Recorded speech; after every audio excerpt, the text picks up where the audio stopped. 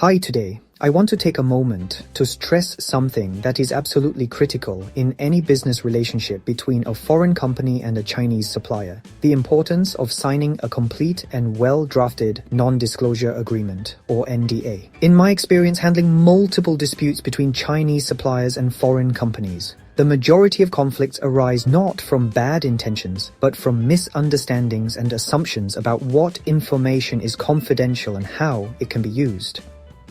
A strong NDA defines clearly what information is confidential, how it can be used, the duration of confidentiality, and the legal remedies available if the agreement is breached. Without this clarity, sensitive information such as product designs, formulas, pricing structures, or client lists can be unintentionally or even intentionally misused. Once the information is out, recovering it is extremely difficult, and legal enforcement across jurisdictions can be complex, time-consuming, and costly.